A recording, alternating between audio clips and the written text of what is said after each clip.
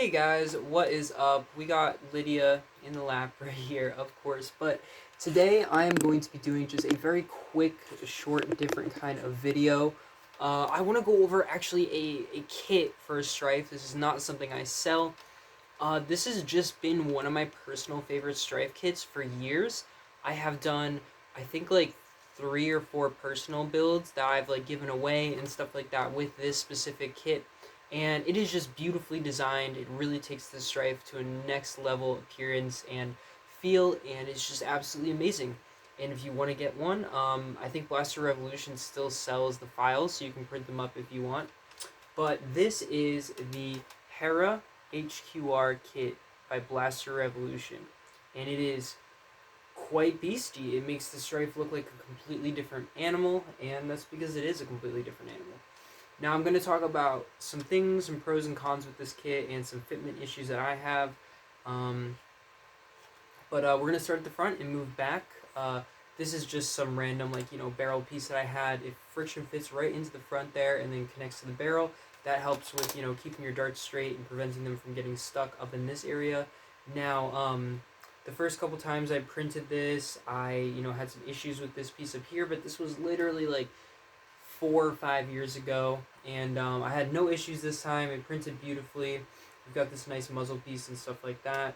Full Picatinny rail on the top. Now, all of this will fit. Actually, I believe all of it will fit on an Ender 3. This stock might be a bit tall. I have some Ender 5s that I printed this stock on, so if you don't have an Ender tall enough to print this, or just a printer tall enough, you might, that's something of concern. I'm not entirely sure. I'm pretty sure you can, but, don't quote me on it. So this Picatinny rail is really interesting because it kind of, sandwiches together in a couple different ways, and that makes it look really nice and really strong. It also can pull off. I'm not going to pull it all the way off, but you can just pull it all the way back with this interesting little T-handle right here. It helps getting that Picatinny just off right on the back.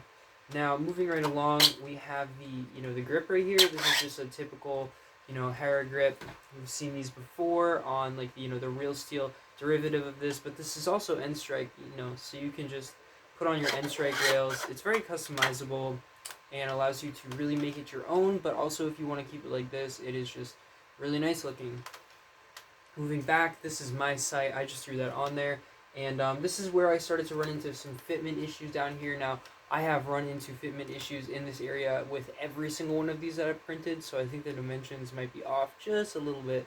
But if you just get some long enough screws and, it gets really tight and strong down here. So make sure that you have the right screws for this. And yeah, so this little area right here is where things can get a little wonky. As you can see, there's multiple pieces, and if you're not a super experienced printer, some of these might be a little bit challenging for you. The orientations and stuff are a little bit confusing sometimes, and you really gotta, make some educated guesses on how to print this. But when you do it right, it flows together really nice and gives you this really comfortable knuckle guard and thumb hole stock. Speaking of, moving back, this is not just a thumb hole stock, but it's also a battery stock. You can fit some pretty big batteries back here. I fit two 2200s, and those are big batteries, so there's plenty of room. Lydia, don't eat anything, baby. Come on, what are you doing? We're doing a review. Yeah, so there are big batteries that you can fit back here. It's a very open space. It comes through. There's a nice hole right in the back here, so you can connect it right on through, and it's super simple and easy to do. There are some strap attachments right here that are pretty strong. I haven't had any fail. They thread right into the plastic and stuff like that. So yeah, this is just a pretty quick overview. If you're a semi-experienced printer or want a cool project, I think that this is a absolutely great idea to do. It really brings the Strife into its own, and you don't really see too many of these, surprisingly.